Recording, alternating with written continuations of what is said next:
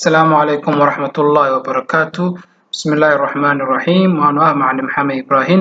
halkan waxaa kasii wadanaynaa casharadeen imtixaanaha aan ku baranaynay Advanced Excel-ka. maanta waxaan rabnaa 5 function oo aad muhiim u ah inaan isla baranno. hadda datadan haysto inkastoo aad u yar tahay, markaad haysato data aad u weyn aad haysato sida mataqaana loo hagaajiyo. hadda tan names magacyada xagga ku qoran waxaa jira space ay jiraan qaybo capital ka bilaabanaya alifbeetada waa isku dhex qasan tahay. marka sida loo saxo ayaa rabnaa inaan isla baranno. muxuu ahaa trim maxay trim saas ma aha trim function way kamid ah mataqaana Excel-ka. muxuu ahaa kamid ah oo mataqaana hadirtaan mataqaana Maxamed oo kale hadir fiir space ba u dhaxeeya oo meesha mataqaana xagga kama bilaabanayo faarax oo kale halkan space badan ba ka baxay. marka waxa rabaa space kaas oo dhan inaan ka saaro ayaa rabaa oo wax space ay mataqaana datadu lahayn. waxa leeyahay equal marka dhaho waxa qoraya trim ba leeyahay, then open the bracket ba leeyahay bracket-ka ayaa furaya waan ku dhufanayaa. marka ku dhufto enter ayaa leeyahay. hadda fiir wax space ma jiro wax space hadda fiir Maxamed si toos ayuu mataqaana wax space hadda ma laha without space waaye.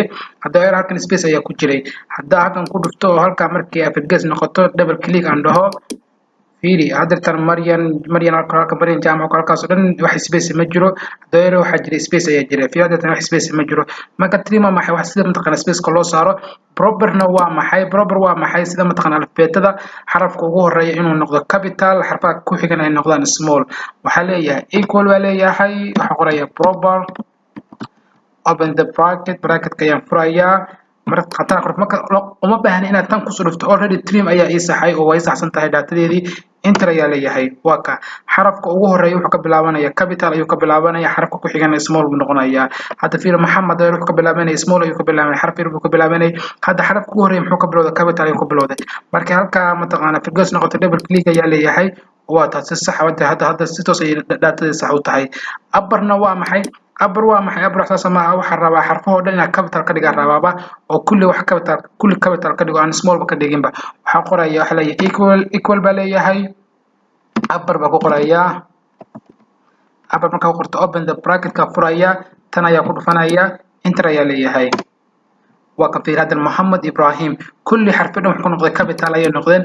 halka markii joogto wax leeyahay double click ayaa leeyahay halkaas ku dhufanaya data fiidatadana waxay noqdeen kulli waxay noqdeen capital muxuu ayay noqdeen xarfo waaweyn. upper lower waa maxay waa opposite-ka waaye waxa rabaa xarfahan oo dhan inay noqdaan small xarfo aad u yar. equal ayaa leeyahay equal markaan dhaho lower ayaan qorayaa, open the bracket-ka ayaa furaya tan aan ku dhufanayaa enter ayaa leeyahay. hadda waa ka fiir Maxamed Ibrahim xarfii oo dhan waxay noqdeen xarfo yar ayay noqdeen alifbeetadii. halkan ayaa double click leeyahay aka kulli waa maxay xarfo yar ay noqdeen. liin waa maxay liin wax saas ma liin waa maxay waa numbers way hadda inta mataqaana sirka ku jira wax rabaa inta xaraf yihiin kulli inaa ogaado include the space-ka waa ku daraya wax uu xisaabinaya. equal ayaa leeyahay waxaan qorayaa liin, open the bracket ba leeyahay bracket-ka ayaa furaya oo ku dhufanaya enter ayaa leeyahay. marka wuxuu yiri 17 xaraf ayaa ku jira oo waxa wuxuu ku daray space-ka ayuu ku daraya. marka enter ba leeyahay xaggan ayaa double click leeyahay waa ka kullu sheegay wuxuu leeyahay tan waxa ku jira 14 ba ku jira oo wuxuu ku daray space-ka ayuu ku daraya.